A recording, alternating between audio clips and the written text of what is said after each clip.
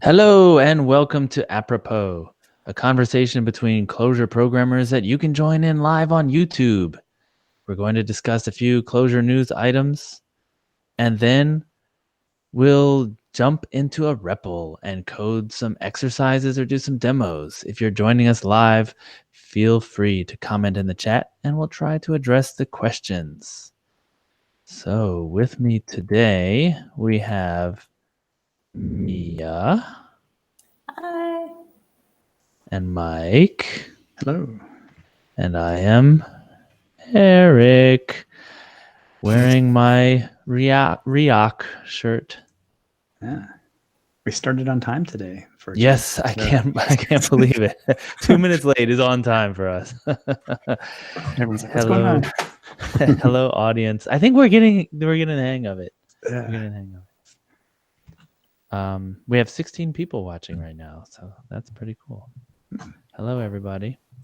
Oh, there's my camera. Comment in the chat, and so we have some cool topics for today. As you might know, we have show notes now. Those are available in the YouTube description, so down below. And you click on it and you'll see all the links that we've got set up, the topics we hope to get to. So please comment if you see anything you like that's missing or whatever. Just are awesome. Okay. So what are we talking about today? Well, Mike, how was Clojure North? I thought it was pretty cool. Yeah. It was the first conference I'd ever been to, so no way. First conference? Well, did they put you through like some kind of hazing ritual? Perhaps. Some kind of like... And I would not know because I've never been to one before, so maybe I was being hazed and didn't realize it. I have been to conferences like when I was like in my 20s and Linux was first coming out, and they had Linux conferences. Maybe they still have those things. They do. But yeah, I haven't been to one since then. I thought it was cool though. It was pretty nice. Toronto was really nice. All the people there were nice. Yeah. Good talks? I think so. Yeah. Yeah. They had 2 tracks. Yeah. So that was. So are they going to do it again? That's their intent. Yeah. Awesome. Yes. We need more in this hemisphere. That's Europe true. is beating us. And yeah, they like have them every few months, it seems, in Europe. Yeah. It's like some city or another has one. Yeah. So cool. Awesome. I'm glad it was a success. That's really awesome. There was some big news that you wanted to talk about. So at that conference, in terms of news, there was the announcement of the Crux database by Juxt. I think that's who Ray is interviewing. Yes, on the other podcast right now. Probably as we speak. Yeah, it's like we're. That's why Ray is in here, because he's doing the deafen recording. Yeah, so he probably has John Pittman on there. What was that, Mia? I said his real podcast. Yeah. Yeah, this is just a second job. But that Crux database seems interesting. And the things that I recall about it are that it has it's document oriented in a sense, and it slurps things in through Kafka. But then the main feature that it has is this ability to track 2 notions of time. So the way, kind of like the way I think about it is like, like when you like on credit card statements, or at least in America, the credit card statements have like a transaction date and a post date that are separate timestamps. So like the idea is like if you put data into a database, you may record the time that it actually got inserted into the database effectively. Right. But then that thing that you're inserting may be talking about something that occurred, at some other previous time. Sure. You're just learning about it now, but it happened 2 days ago. Yeah. Yeah. So I guess if you like, you get into a situation with those kind of problems where you kind of have to wait for the books to close or whatever, if you're interested in aggregating things that happened in the past. Right. And right. So like that's an interesting analogy. I like to think of this kind of thing like I have an accountant Mhm. And he'll often say like, okay, post date this back to December 2018, right? Yeah, Because yeah. the books are technically already closed on 2018, but it did happen and you just didn't record it, right? Right. And so Yeah. you got it. So like the date that it is entered into the system is April 2019, but the day that it is Like the recorded in the transaction occurred. books, Yeah. that it occurred is in 2018, so it counts for 2018 taxes and everything. Yeah. And so I've always, with Datomic, people talk about the great thing is you have this log with that tracks the time, and you can say what did Yeah. the world look like 6 months ago, and like what did I know 6 months ago. But it seems like Crux has this other thing. It's like, what did it look like 6 months ago? And then also, what do I know now? Knowing what I know now about Mhm. 6 months ago, what did it look like? So it's like the second value of time. It's like, when did I learn stuff? Yeah. And then, so like in Datomic, this Yeah. post dating thing, you can't post date for a transaction. Like if I put something in now, the transaction's time will be April 2019. And so I need a second value of time, In like which another is attribute, maybe. right Yeah. in some attribute that's like a domain attribute, not a database level attribute. Yeah. Yeah. It's a domain attribute that said, when did the transaction occur? And I can't really do the same kind of like database at magic As of, yeah. of on those domain dates, right? Right. Mhm. The as of. Yep. So as of the close of 2018, December 31st, 2018, what did my books look like? Right. I can't do that in Yep. Datomic. And I think that's probably the main feature, at least that I came away with, that Crux gives you. That has Um, two. Is it just two, or is it like multiple? Okay, yeah. So it's called bitemporal. It's 2. But then John in his talk talked about like, why don't you have more, like in notions of time? And I guess the papers that were written back in the 70s, when all these papers were written on everything, claim that you can construct more once you have 2. But he didn't go into detail, and I didn't see how. But I think that's the answer to that question. But once you have 2, you can construct more on top of it. On top of that primitive somehow. Yeah. Okay. Yeah, but yeah. Cool. Well, I'm looking forward to that talk. They've recorded everything? They did, yeah. And what I'm curious about is, so I had a problem recently where I wanted to just collect data rapidly, right? Like, and it was pretty much document oriented, like a bunch of maps that I wanted to collect for like telemetry. I just wanted to cram them into something. And I was thinking about Datomic, but evidently Datomic is not really geared towards just shoveling in data that rapidly, like rapid insertion. Right. Right? It's really, Yeah. yeah, it's maybe stronger in other characteristics. And I don't know about Crux, but maybe it is okay with that. I don't know yet, but it it has that Kafka thing in the front, and they evidently keep all the Kafka data around in Kafka itself. I think they say that is the golden record, or whatever you want to call it, or the master store of the actual data. So if you need to, you can replay your data from there back into the other place, whatever it is, wherever all the analysis is going on. Wait, so Crux is built on top of Kafka? Evidently, yeah. Insofar as even as, well, it definitely uses it, and I think they said that is the place where the data is persisted, if you will. Gotcha. Yeah. Interesting. Yeah. All this is so confusing, and as I get older, like learning a new database, I'm like, no, I don't. The docs are really nice looking. They have a logo. This is That's awesome. cool. That Makes it a real database. It's MIT licensed. That's important to say. Yeah. And it's open source and it's free to use, right? It's not. Yeah. I don't think you. I mean, I think they may have, of course, Jux would have that model where they would support it. Yeah. If you're willing to give them some money. Yeah. The FAQs are really interesting. The first one is Crux eventually consistent, strongly consistent, or something else? And what is the answer? An easy answer is that Crux is strongly consistent with ACID semantics. Oh. So That's chew on that amazing. for a while. Yeah. Yeah, like they provide further reading. There's 2 papers here on the kind of consistency that Crux provides. It says it provides sequential consistency by default. That's how they do it. They use a single unpartitioned Kafka topic for the transaction log. Oof. Yeah. I mean, that is a little concerning, maybe. Yeah.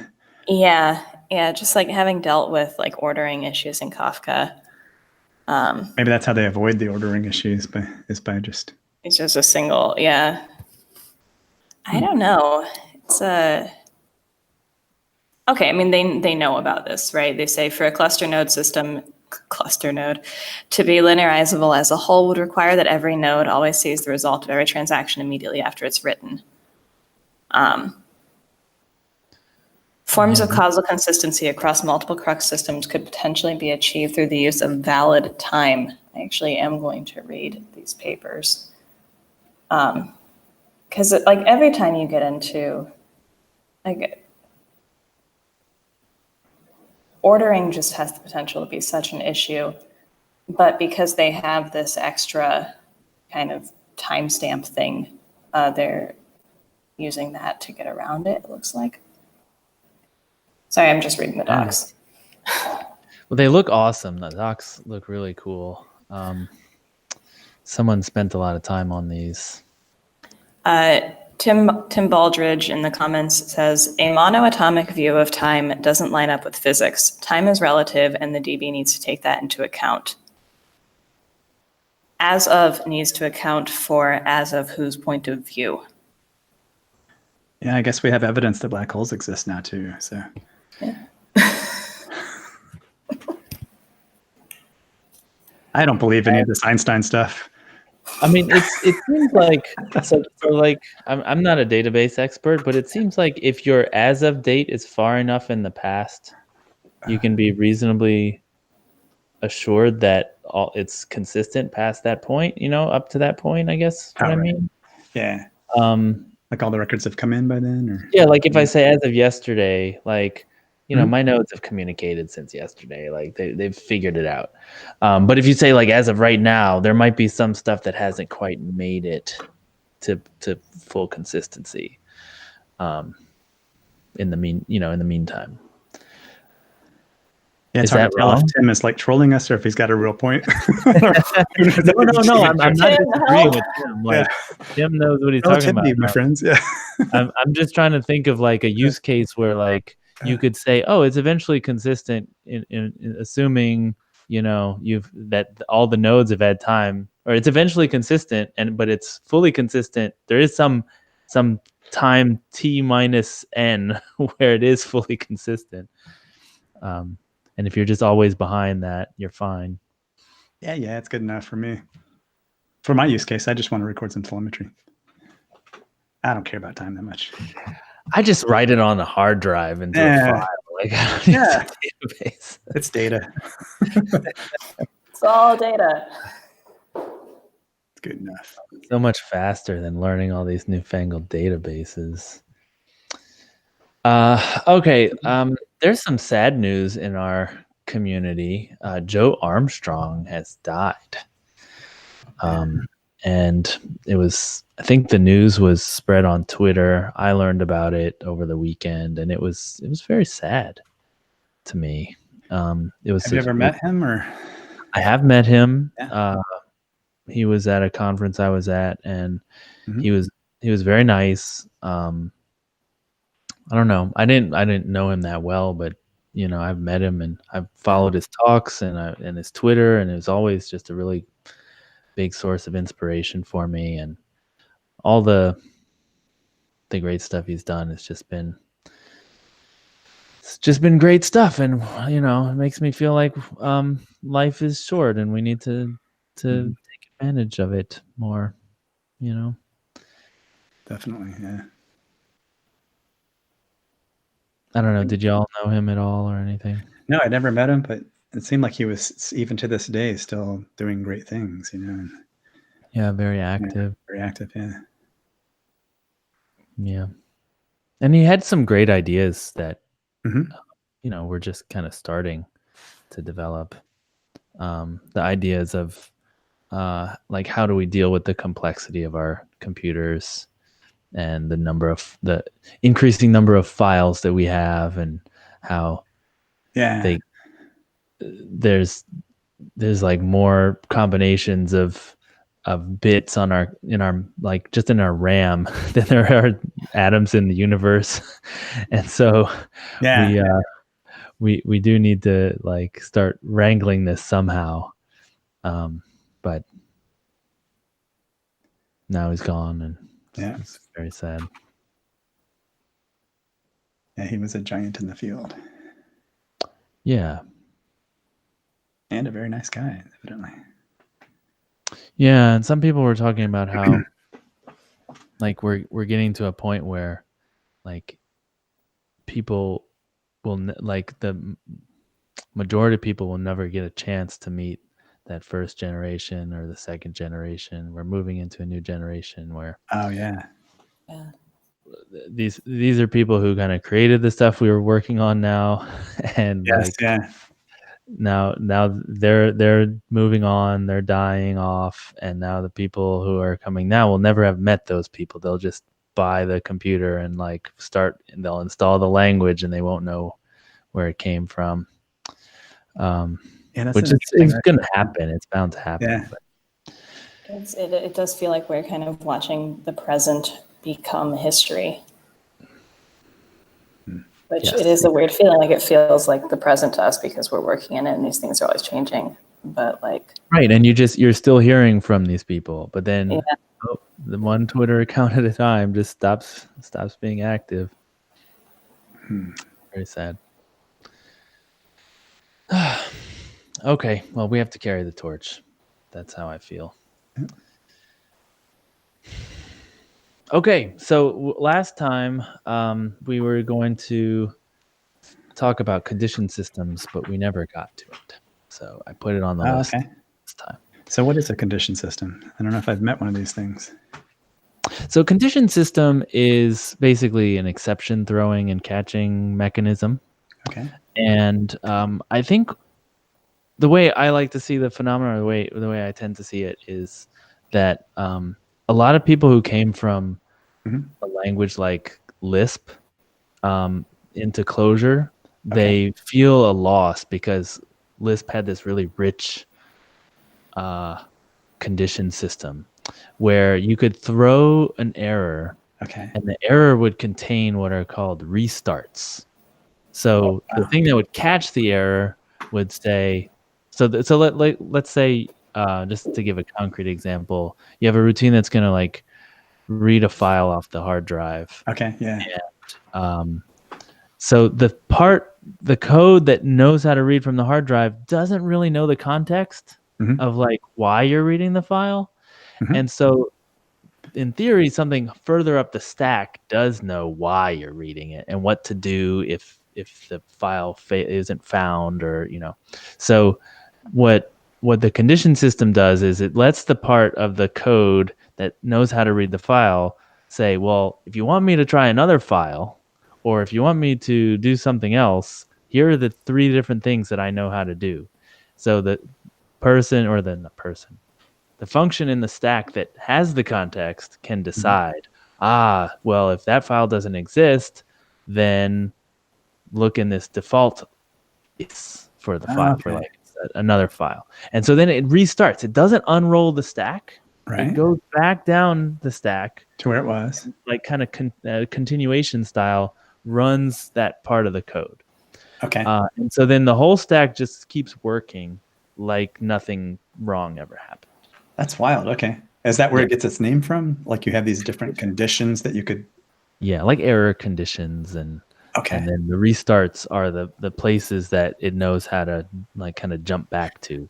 So it's kind of like you have this low level thing that's going along doing something, and it's like, oh crap, something's wrong. Something high up. Please tell me what to do next. Exactly. And then it's like without losing your. Separation of concerns, Ah, wow. where like Yeah. obviously the low level thing doesn't have much context. That's why it's low level. but it does know how to do all the stuff. It knows how to fix its problem. It's just there's 3 ways to do it, and it doesn't know which one is the best way. And so that's what it's for. And so people who come from these languages, like they look at Java's exception throwing mechanism, which does unwind the stack, and it's just kind of primitive in that way. They're like, we need this. And so people write their own in Clojure. And so that's why there's like a bunch of them. And do they actually somehow prevent the stack from being unrolled, or are they playing games? They use different mechanisms. So like one thing you could do is, I think this is in the joy of Clojure, is you use a dynamic variable. Okay, yeah. So when you put your own like try macro, like a new thing, that's not the normal try, but it's a new macro. And what it does is it sets the variable, the dynamic variable, to a new like restart thing. So like the thing knows what to call. And so then down in the stack, you know what the context is.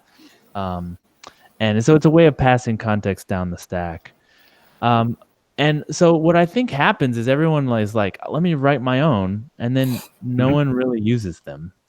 And we just all use like the regular one. It's kind of like, people coming into Clojure from a language without macros, and they're like, I'm going to write macros for everything. And then they eventually stop. And it's the same thing. Is there like a condition systems are considered harmful paper out there? Is it like a controversial thing, or is it? I think that does it help your code get cleaner, I guess. I think it could, but then the problem is like since no libraries are using it, you have to rewrite everything to use the condition system. Okay, yeah. And so you're in your own condition system world then. Yeah. Exactly. You're in your own separate world, and just popping the stack and catching it, and it works anyway. You lose all the stack state and stuff, but we live. So yeah, that's I think what that is. I wonder how it's like. So now that I've heard this for the first time, it makes me wonder, like, how useful is that? Like, without having like now that I know this, I'm going to feel the pain, right? When I'm coding something and I'm like, crap, I don't have a condition system. I want to like figure out what to do next. But also, where am I going to put it? Yeah.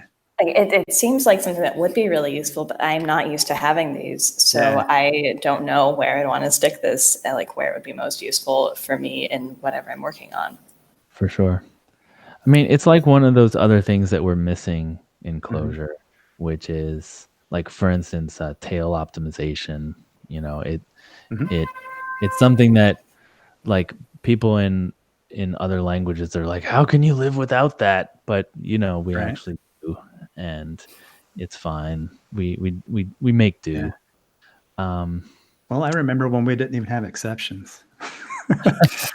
I do. I remember when they were talking about it coming out in C++ at the time, at least in the 90s. And back then they're like, and it was hard to grok what people were talking about. Like, come on, you have return values. You can check them for error codes. And they're like, no, this is better. Every function returns an int. It'll just be a different way to get out. And I couldn't understand it really until it's one of those things you have to use it. And then you're like, oh, now I get it. Now I know what this is. Yeah. Right. No, it's cool. And it's one of those things where it's like, does it gives you like 10% more power, but like when you need that power, like that's the exact 10% that you want. Yeah.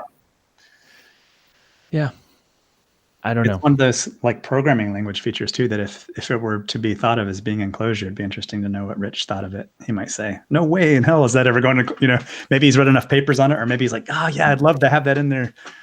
Or maybe he's never heard of the thing, which would be unlikely. It sounds like you probably would know.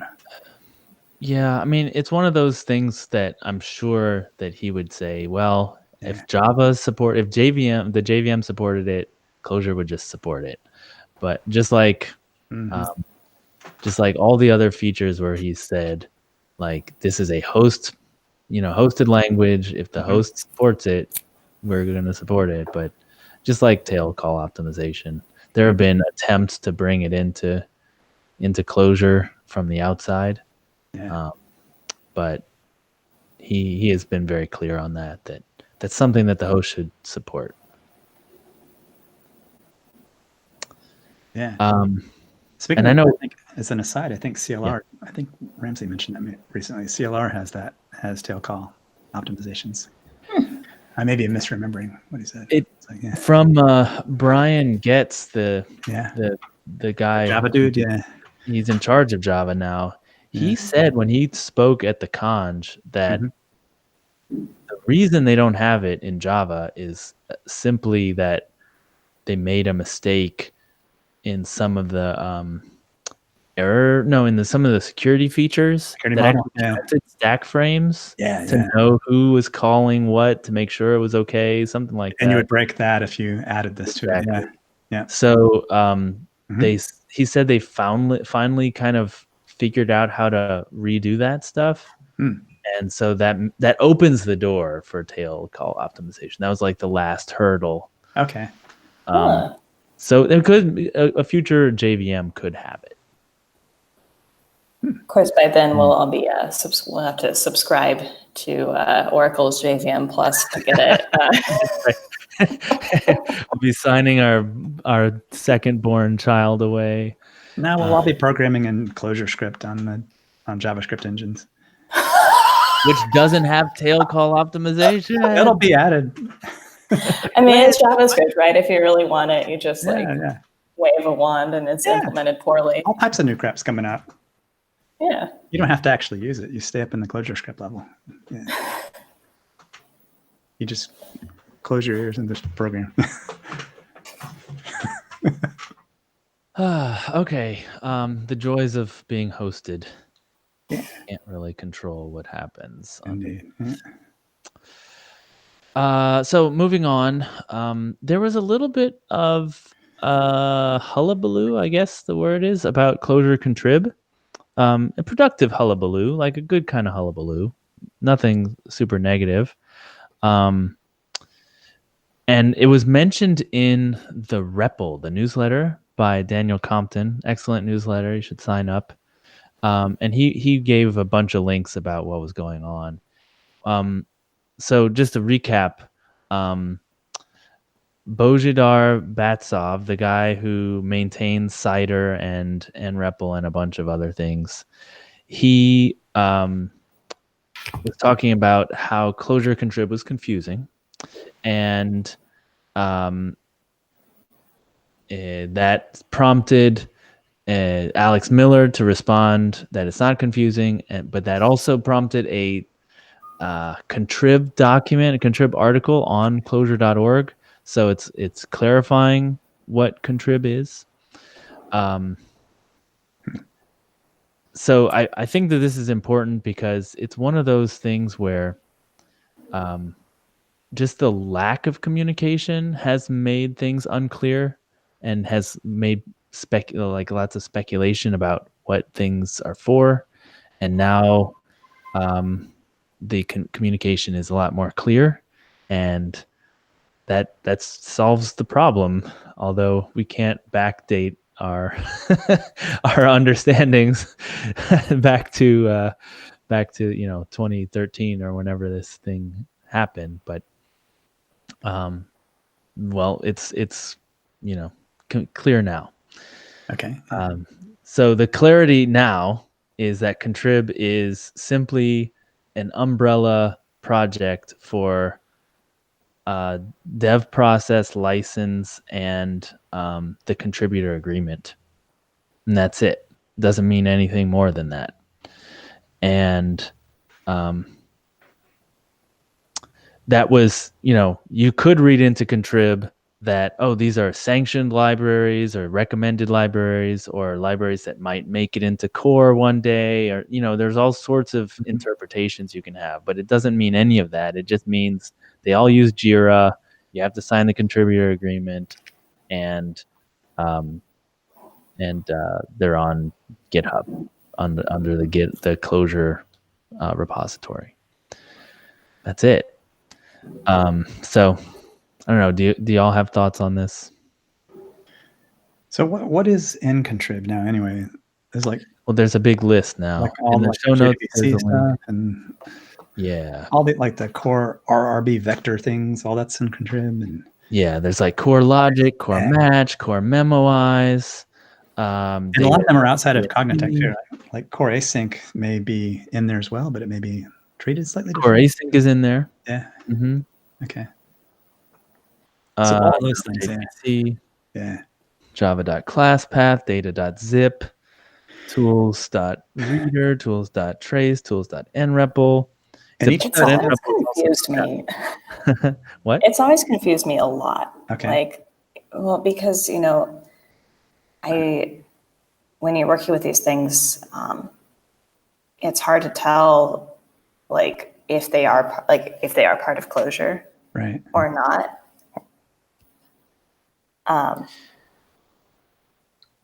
Right. So and they all have like core dot whatever in front of their name, or there's still not a lot of clarity on that. okay. Even after Alex's article about it, explaining it, it kind of just opens up and says it's just like any library. Yeah. You don't know if it's like a really important library or a secondary library or a dead library. You don't know. It's just like regular open source projects. They just all happen to be under this same umbrella. And no new libraries are being made there either, right? Or no, that's not true. There's still there are new ones. Okay. Yeah. Like if you wanted to make one, or there's some process to get it in there then. Yeah. Right. Right. Interesting. I thought it was just like a closed system that wasn't growing anymore. No. They are still adding stuff. Spec is in there. Okay. So like. But what about outside of Cognitect? What about it? Like, what if you and I came up with a library? Could we get it put in there? I think we could. Okay. And many libraries started outside and were brought into there. Okay. Yeah. And by putting it in there, it doesn't really mean much. It's just another means you get Jira. And you have Jira. Okay. Now you have to sign the contributor agreement. Oh, okay. Yep. All right. Now that and then it also doesn't mean that you can't. I mean, like for instance, tools.nrepl is inside. Yeah. But it's inactive inside, and it now lives outside too. Yeah. And so it's one of these things where they've separated out, like it's been so decomplexed, like that. What it means is kind of like it's such a small thing that the meaning is so small. Like what's the point? So if you started over, you almost wouldn't have the thing. You would just say throw your things on GitHub and just be a normal library. It'd just be a normal library.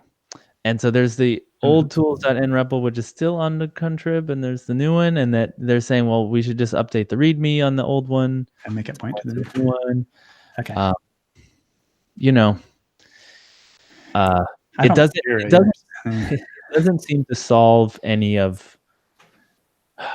Okay, this is what I read from the article, that all the problems of Clojure Clojure contrib are the same problems that every open source project already faces. Yeah. So any complaints you have are that's just open source.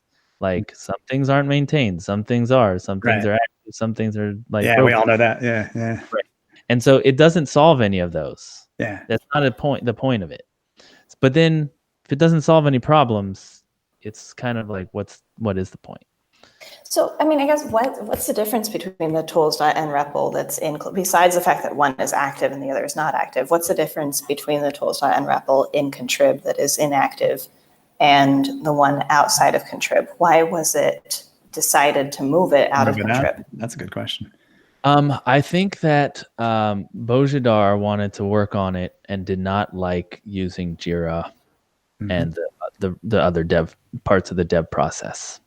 And you could probably also accept contributions without the license being signed or contributing. Right, and you have to make a patch and submit the patch. And he wanted to use more GitHub workflow. Yeah. And so he had it moved out. Yeah. And so that's where the new development is working on, just like a GitHub workflow.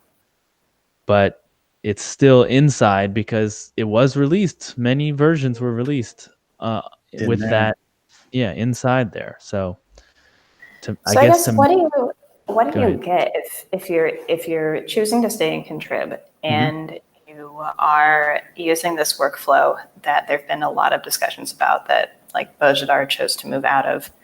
What do you get in exchange for staying in Contrib and using this workflow? Like, what do you get? I don't think there's any exchange going on. And this doesn't control whether or not your library can start with core dot whatever, right? Or does it? Is there something about that? Like core matrix or I don't think they don't talk about any naming scheme. yeah. Core is just yeah. Right.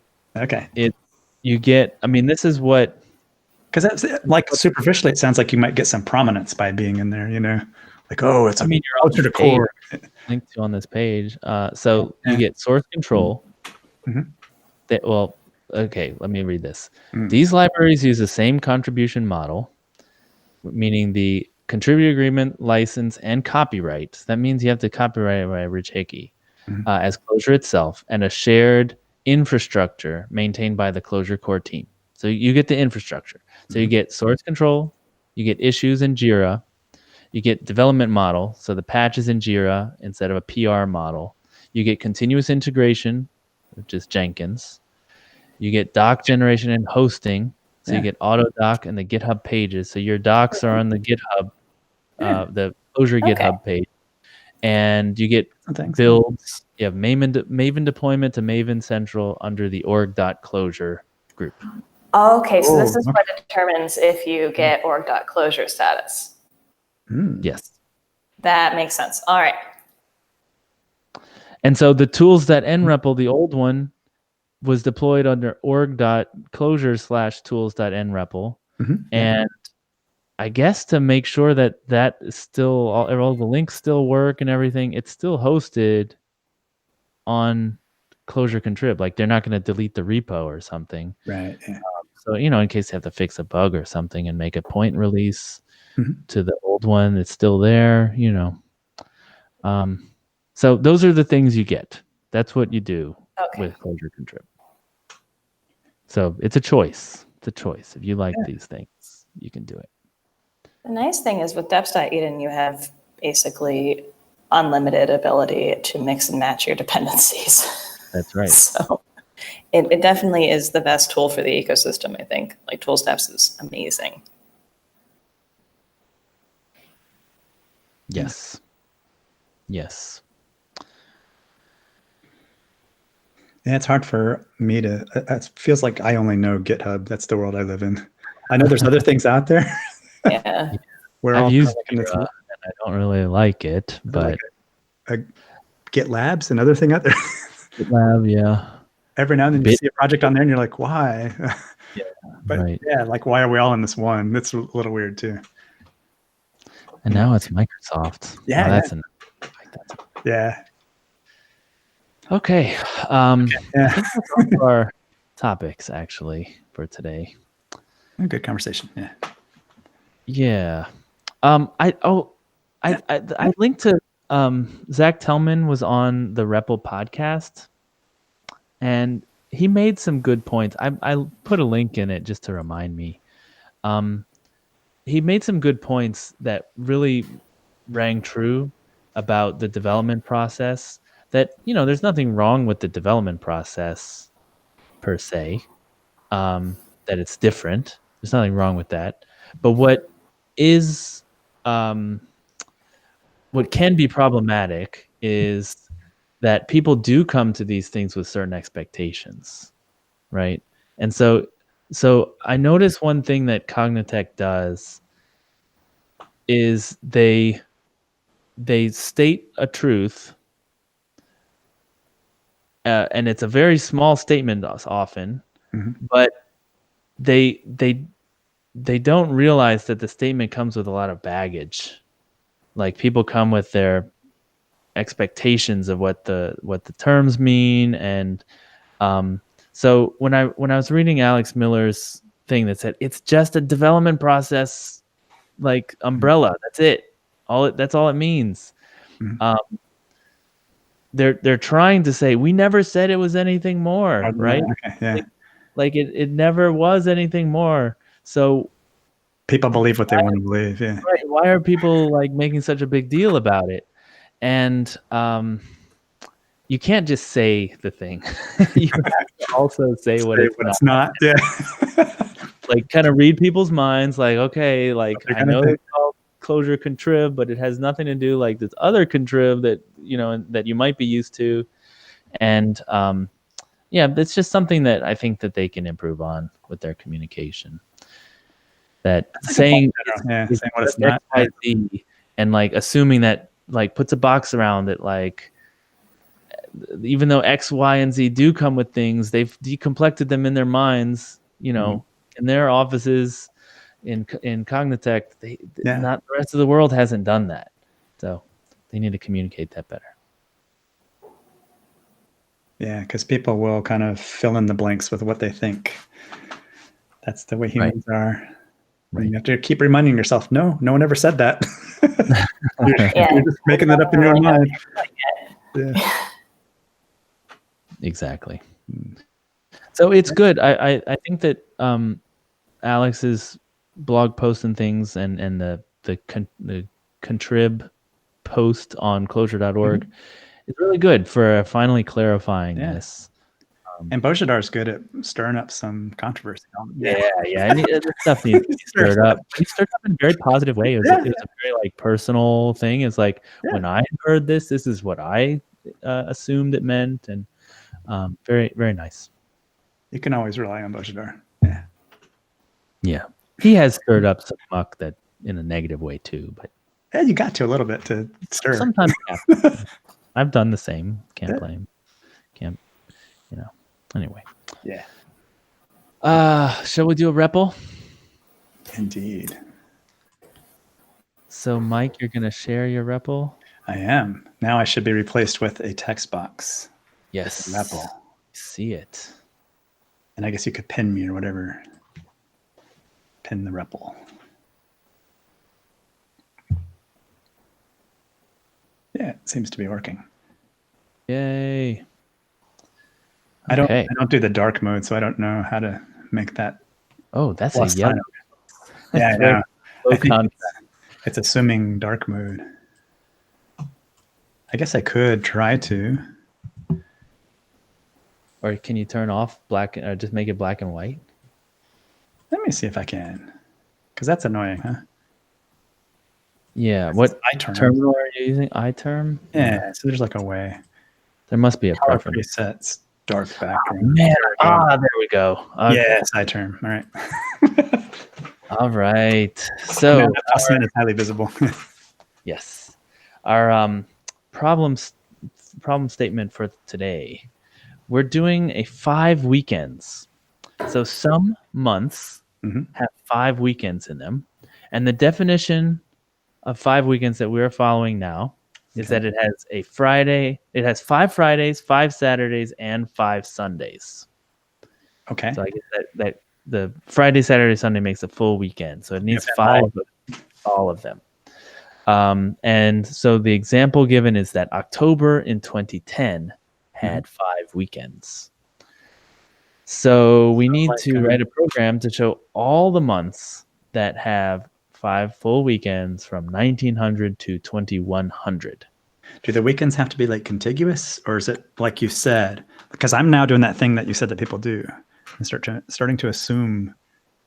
So it just has to have 5. Can you count the 5? Can you count the Fridays, the Saturdays, and the Sundays? And if there are 5 of each, then you have If there are 5 of each, and even if they're not contiguous, that's a good question. Well, I'm going to say I'm going to make a ruling on that one. Yes. You think they have to be contiguous? No, they don't have to be contiguous. Because that would be harder to do, right? I would imagine. So like it could counting is easier than like trying to make notions of continuity, and we can just count. We can just count the Fridays separately from the Saturdays and separately from the Sundays. Okay. Yeah. So first of all, like what do we use for dates? Yeah, we're not going to do that ourselves, huh? No. No way. So used to have a So, plaque in my old workplace that said "Time is hard," yeah. just like a framed plaque. Do we have do we So- have CLJ time on here, or I've never used java.time. Like okay. now. It's Well- good. We could add CLJ time to it pretty easily. This is a Depseedon-based REPL. So we could, Do you know how to use Java time, Mia? Yes, but not. not that in you my want to. head. Yeah. I don't have Java time contained fully in my head. You need Yeah, like I- a local You'd have date. to like consult things to be able to pull that out. Local date. So I'm consulting the docs. Let's see. Okay. Can we import something? Import java.time Mhm. local date. So what is that thing? Java time local date. So this is the new Java time library. Local date is a date without a time zone. It's an immutable date time object that represents a date, often viewed as year, month, day. Okay. So then you can Yeah. create one. Where's the constructors? Maybe you just do like pick an argument. You can do of. It's a static method. So Oh, you do local date / of, and you give it Mm-hmm. year, month, day of month. So let's see if we can do this. 1900, Mhm. month is 1, day of month is 1. That looks right. No? Okay. Yeah. 1900, 0101. So my idea, this is my idea, Use this thing. Yeah. is to iterate on this and add one day. Oh, And then ask questions. Yeah. Okay. Yeah, then we have every date. So wait, let's see. Hey, This is that's like beautifully simple. Yeah. this is the beginning. that's how time works. Yeah. How time works. You just add one day and you're at tomorrow. And yeah. And this local date class is so simple, you probably can get away with that without like craziness happening. Right. Like it's just a little local date. Yeah. Can you add one? Okay. So Here. wait, You definitely plus that takes a plus days. Okay, so I can do this. Mhm. Dot plus Okay. days bag 1. Oh, Boom. So like if I do plus days add, so January has 30 days, 31 days. So if I add 31, should be oops.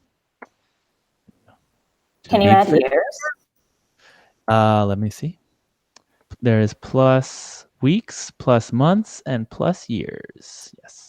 so you could plus month 1 to find the end of the month. That's true. Like if you want to iterate until you hit the end, or So can I do this? Let's see. All days. All days. Mhm. Feel free to type too, guys. I don't Yeah. want to. I don't think Mia's connected in. I am not. Oh. So we have the beginning, and then iterate takes in dot plus days %1. I think Mia, whoever got your laptop at your old company Sure. could connect in with your keys, but your new laptop can't get in. Okay, so let me take 3 Okay. days just to make sure. That's right. nice. Yeah. How about I do nth all days 100 just to see. Mm-hmm. Okay. That's cool. Yeah. We can treat this like math. You're just iterating, adding one. Right, and we should be able to say like take Mhm. while before 2100 or 2200 2101. Is that right? Let's see. So you could do plus month.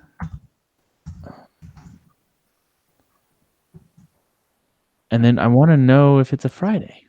You can't use that.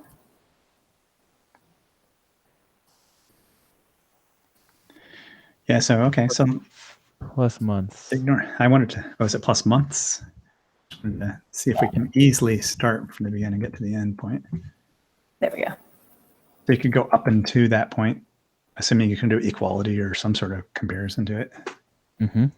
So how do we know if it's a Friday? Okay. Yeah. Can we ask questions about a date? Day of week. Is, Ooh. It's an enum representing the 7 days a week. Wow. Does it know? Like, does it know what day February 1st, 1900 is? Yeah, it should be able to. It should be able to do that. All Let right, us so what do you do? You said day of week? Well, that is an enum. You should be able. Okay, we need to import something, which is Java time day of week. Okay. Okay.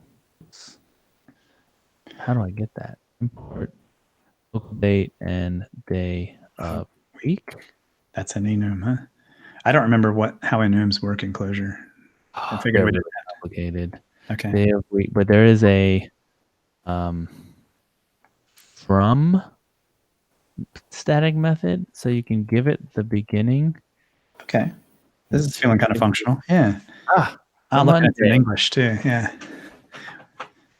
And then you should be able to do how do you get it out to a string?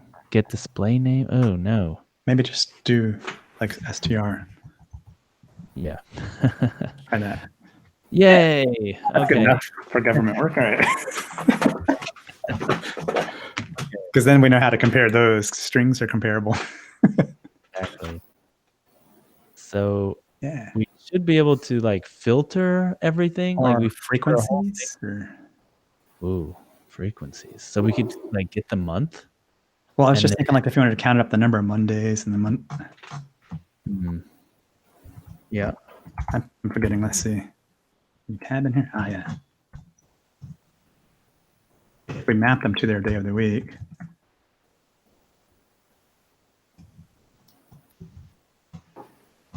Do that much of it. Could then get how many of each one there are, and then just look them up in that map. Right. Except we need to break them up by month first, right? Oh wait, what's the whole problem statement again? We're trying to. How many Fridays, Saturdays, and Sundays are in 1 month? And we're just saying, does the problem give us a month to start off with? And we're asked, does this have 5 weekends in it? It says generate all of them. Well, it does give us it gives us a test month, which is the month of October in 2010, has 5 Fridays, 5 Saturdays, and 5 Sundays. So are we like writing a predicate that takes a month and then tells you yes or no? Yeah, we want to show all months that have the same characteristic of 5 full weekends. Within a given year, maybe? From the year 1900 through 2100. Oh, okay, cool. And there will be 201 months that have this property. Okay, so we're going to make a predicate. That sounds like that would be useful. Okay. Yeah. Right. So that the having a predicate is cool, but it's kind of like saying, well, we have. It's kind of like backwards from the way I was looking at it. Okay, what were you thinking then? Well, I'm thinking like what you're saying is you generate all the dates, and then you somehow break that up into months, and then break that up into the weekend days, or like with frequencies and stuff. So like, let's see if we had a function called month year, and it took a date, and it returned the tuple of, let's say, year, not yay, year. Okay. And it turned the tuple of, how do you get that? I want to get the year, get year. Okay. Get year of the date and get month. Ooh. Get month value of the date. Okay. Like that. Okay. Okay, so now I can do group by. Group by. Right. But I have all the date. I can't do group by because this is an infinite sequence here. So I want to do something like can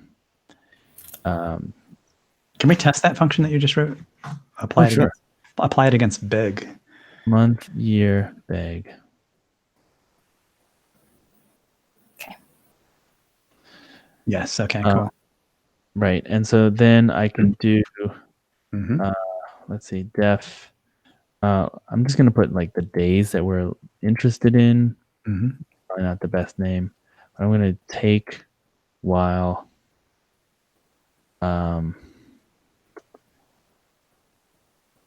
less than 2101. Did not get year.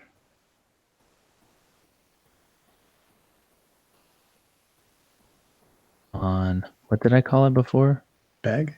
Oh, wait. Oh, all. Yeah, shit. All. Who was it? Sorry. Ooh, I can't scroll back. I think it was all dash days, but I can't remember. All days. Oh, there we go. Okay. So this should end, right? Let's see. Do a count on that and save anyway. Okay, it ended. 73,414 days between 1900 and okay, let's do last days. December 31st, 2100. Okay. That looks right. So now if we do Your month, year function on it. group by month, year, Okay. days. Okay, so I'm going to have all the groups here are all these Month, year things. year, month tuples. Yeah. Okay. And then the keys should look like, let's just do first on the Yeah, groups. get that first. I'm getting kicked out of my conference room. I have to go. Okay. All right, Mia. Bye. We'll see you later on.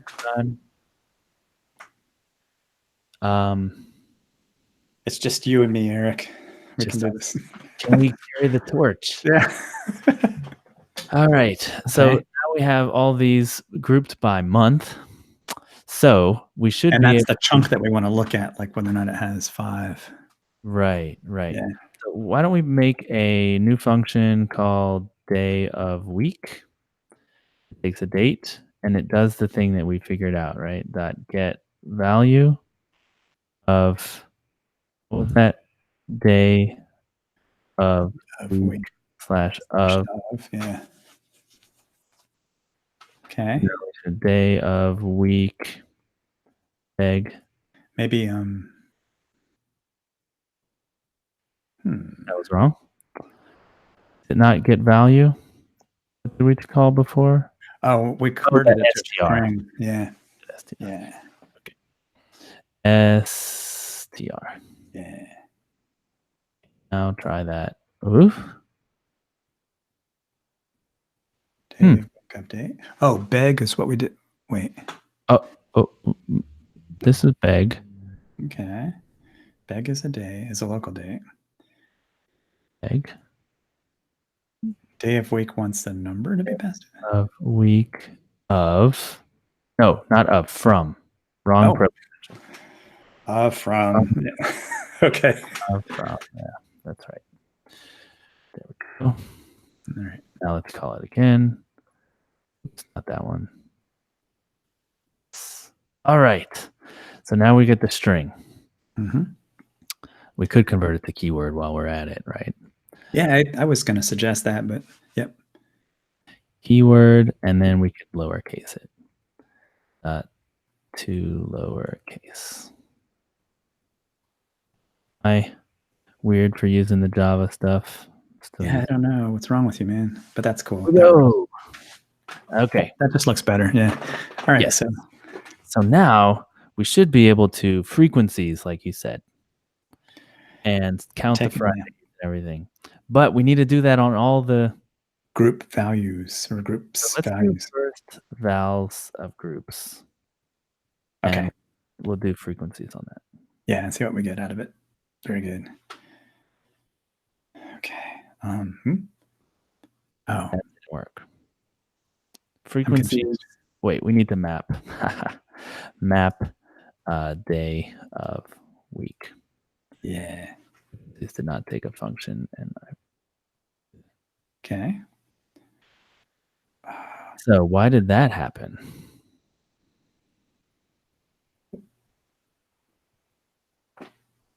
I don't even know what I'm looking at. That's weird. I know. Object job. Okay. It was just some weird printing thing. Okay. It happened again and it's fine. Okay. So we have Saturday, Sunday, Monday, Tuesday, Wednesday, Thursday, Friday. See, this one has 5 Saturdays, 5 Sundays, but only 4 Fridays, so it would not count. Okay. So we need to select keys to look at the ones we're interested in or something like that, or we want to know if that little thing, the submap is 5s. Yeah, so let's see, Defin 5 weekends. Okay, It takes one of these maps. Maps, and yeah. the keys. Okay, yeah, the structure Monday, right there. Yeah.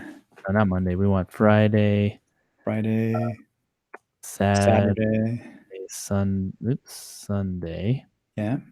And it's just going to be easy, like You could use equals 5. and oh, you're right. Just one Equals single. 5. Yeah. Friday, Saturday, Sunday. Good use of the Yes, I like that one. monoid. All right. Oh, Okay. we should be able to get this one back. Do 5 weekends. Oops.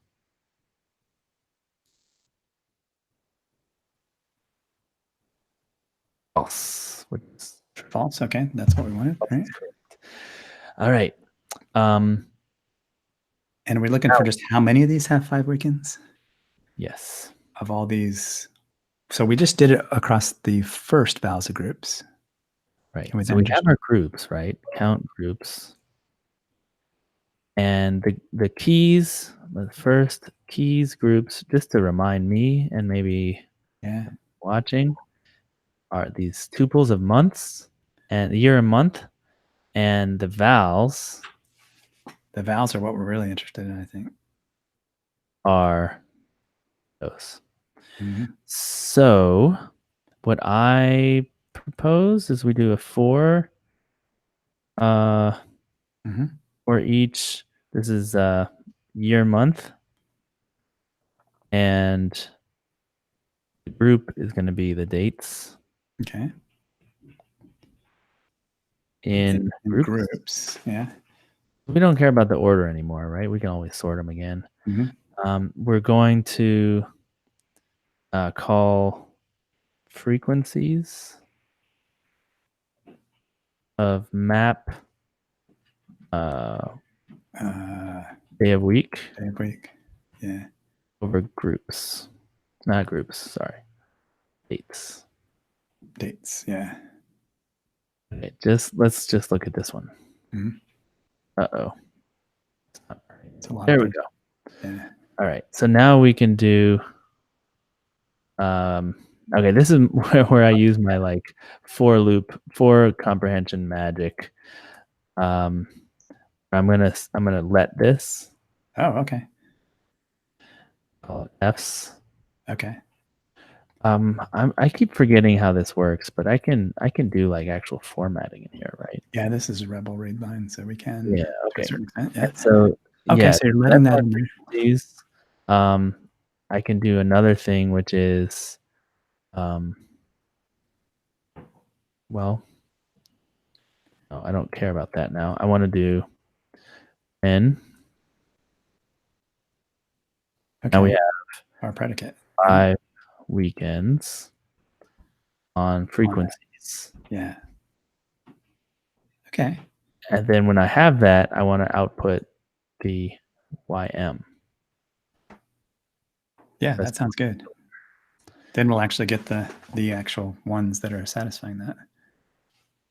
Okay. Whoa. Okay, and now the problem statement says that there are 201. So we could count percent or *1 and see. Yay! I'm actually surprised. We got it. I know. I was surprised too the first time. Cool. So, we figured it out. We figured out every. See, what I don't like is that we did the group by. Okay. Maybe we should like do partition by to group them as a lazy sequence, so we can make this like. Or I also think it would be cool if we could go the other way and just give it a year and date, month number, and just ask it. That would be cool too. Um, And one challenge I have with what we've done now is we have all these functions that we've defined that I can't see anymore. yeah, that's true. That's just Somewhere. so like, yeah, people following along at home, you normally don't. Normally you have this in an editor, right?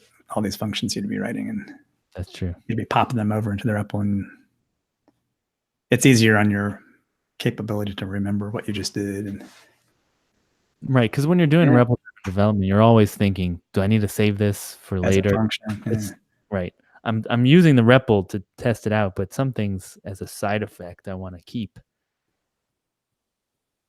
Yeah.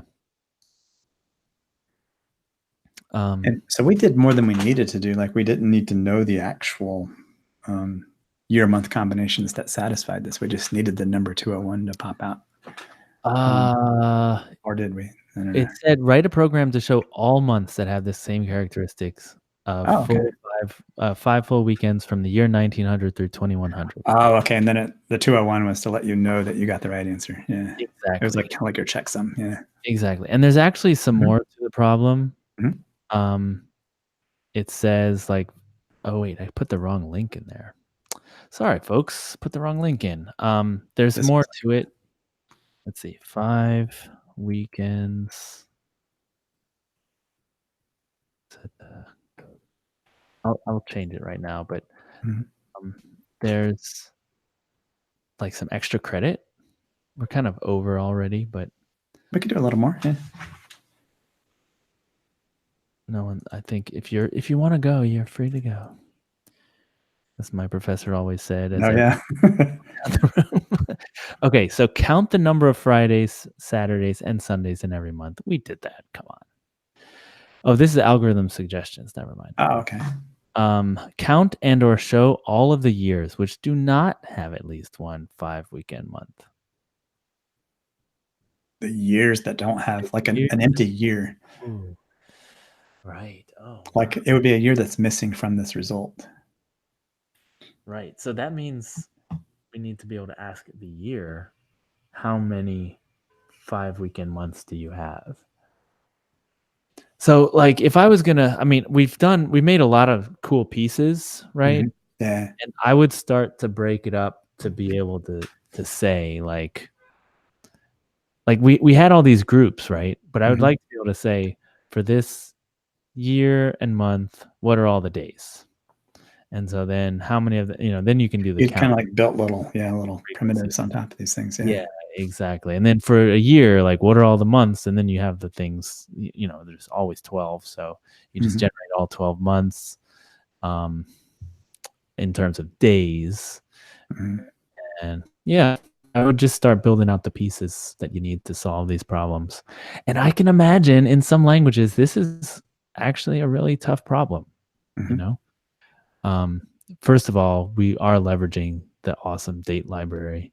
Like that was not there's not a pain point at all. Yeah. And some higher level tools like frequencies and group by make things right. easier. Exactly. But I would try to build it so that I can ask instead of the other way, which is like given all of the dates, like now group them up and work on them that way. But it seems like it would be easy, it's just like start with the first day of the month, which is always a 1. Yeah. Generate, iterate, add 1 to it until you're not in the month anymore. So then you have all the days of the month. Yeah, I guess arguably for this problem, we like cut to the chase and built the functions we needed to solve this problem without building some useful or reusable little pieces that could then be useful for solving the extra credit problems and or any other things. Yeah.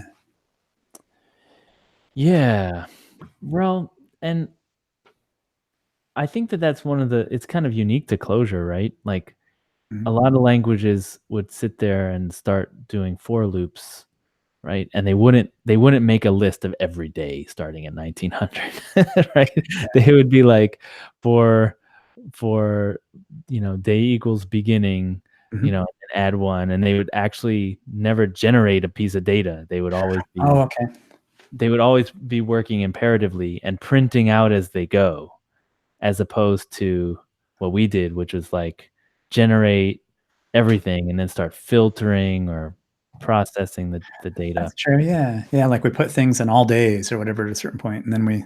Exactly. And then we're like, oh, that's too many days. It's infinite. So let's Yeah. cut it. I have a Yeah. friend who gave me a problem. He was learning Clojure and he was like, how would Mhm. you do this? And it was something like, it's a card game or something. And he was like, well, how would we tell like what to do next? And I was like, well, why not just generate every valid move in the Okay. card? Like first generate every conceivable move and then Mhm. filter them for the valid ones. And he Yeah. was like, well, why would you do that? And like, isn't that inefficient? And I'm like, It all depends. Yeah. like, yeah, it's easier to just generate every move because every pot, Mhm.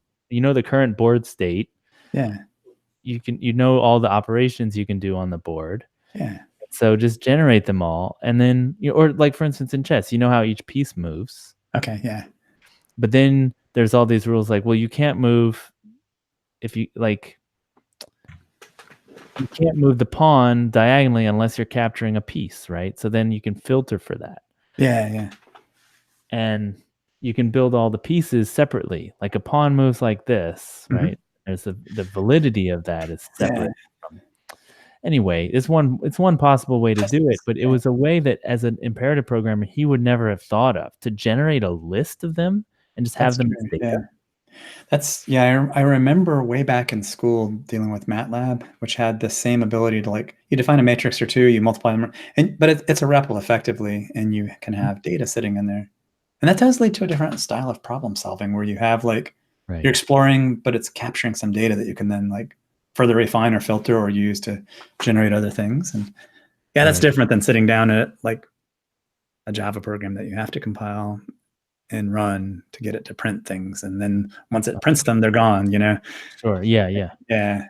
And it's really interesting because you see that in like I'm in my newsletter, I'm now doing a problem every week, and then I do one for these. I go and find a problem. And so I'm reading like all these problem descriptions that are not Clojure or Lisp oriented. They're very Mhm.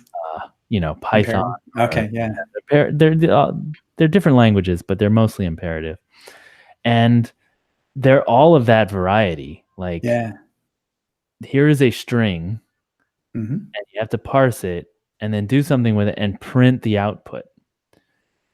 And to me as a Clojure programmer, like, and sometimes Mhm. we're surprised in the Pig Latin one we did last time in this Mhm. show. It was like 5 lines of code or something, 6 lines of code Yeah. at the end of the day, and we were kind of like, well, I thought that'd be harder. But you could imagine if you tried to build that out of for loops and like, what are the pieces of the state we need to keep track of? Or Yeah. the iteration of the loop, and Yeah. we don't do that. We just generate the whole list every time. Yeah. And we're filtering and modifying and transforming and It's like sculpting where you, because of par edit or whatever, you're throwing pieces of code around at will, right? But then you also are doing the same thing with your data in your REPL. right. Your data is just You're like tossing it around and like, oh, I have some here sitting off on the side in a bar. yeah, exactly. You don't get that with like Java, for example. It's I mean, you could do it, but you'd have to do it yourself. You had to like wrap. I mean, like kind of like how we did it. Mhm. We like, give me the data out from this enum. I Yeah. don't use it anymore. I don't want the enum. Yeah, I just want the data. Yeah. That's true. Yeah. Well, I'm still surprised we got it right for the first. Yeah, me too. That doesn't always happen. It's true. And I would start to break it down and say, I don't want to generate everything. I think that was the wrong direction. We managed to get it, but yeah. The solution we came up with may not have been the most efficient or. Right, but you know what? It probably takes care of some cases that we hadn't thought of if we did it mathematically, Yeah. Like we didn't have to deal with any like leap years with February having an All extra right. day. Yeah. I know that every time I do this with time, I get it wrong. But there are days where there's like 2 midnights, or like Yeah. because of the time change for daylight savings time. Yeah. Or Yeah. days without a midnight, or there's like weird stuff. So you think, oh, the first second of the day is always midnight, right? But Right. it's not a good assumption. It's like, it's how you think of it conceptually, like Mhm. living in the world, but like you have to actually generate it mathematically. It doesn't work. And so then that means that some days have more than 24 hours, and it's just like, I'm glad that these libraries have solved that for us, because you can't, like, if you tried to do it with the Unix timestamp, for instance, and you just like say, oh, I'm just going to add 24 hours, Right. it's You would be that's not a skewing good- it. Yeah. And maybe this local date is just a simpler notion of time. It doesn't have a time zone. It's just it doesn't have time zone. it's like if you ask someone like, "What is your birthday?" They tell you this thing, they don't tell you the time zone. Right? Exactly. It's just a simpler notion of a date. Yeah. Right. Yes, which is super useful in a lot of circumstances. So, Yeah. like a birthday, that's perfect example. Yeah, I'm so glad that someone has spent the $1 million or whatever it takes to figure out how to add one to a date to get the next day. Yeah. Because we'd still be working on this problem now if we didn't have that. We'd be like, oh, why is it 2:02? Why? I don't understand. Yeah. Oh, because of the leap seconds, we missed a day in there, which was actually a Friday. Yep. But still, you still have to be really careful. I remember I'm kind of handy with Joe to time. I don't understand it really well, but I'm okay. And I was answering a Stack Overflow question, and as I was answering it, I said something like, "Oh, the first second of the day, it's just midnight, right?" Mhm. And someone was in, well, actually, it's not the best way to do it, and I found this is the trick to use. And it's like, so you add 1 and then you subtract 24 hours, and then it's like, oh my God, it's like complicated Weird to get the first second of the day. Okay. Yeah. But anyway, Yeah. that's how you have to do it. Okay, I think we're done. Enough talking about time. True. So, folks, thank you for watching. How many do we have right now? 17. Oh, we only lost one. It's probably even me. That's cool. Thank you for watching. Thank you for sticking with us. If you like it, tell your friends. The more the merrier. I can't see the questions. Do we have any questions that we missed? I haven't been watching them either. I can't see them either. So. Oh gosh. Sorry, folks. Yeah. You've probably been like, dude, you got it wrong. Yeah. Sorry. I can't see the questions. I don't know why. But thank you for joining us, and follow us on Twitter or subscribe so you can know when the next one is happening. Don't forget the bell so you'll get a little. Yeah, because we started on time today. People may have gotten off guard. We were going to be late, so you're like getting a coffee or something. Like, oh, we're going. No, they already started. The best part of the show is where Eric reads that script. Can't miss that. All right, we're just messing around now. All right, see you later, everybody. Later on.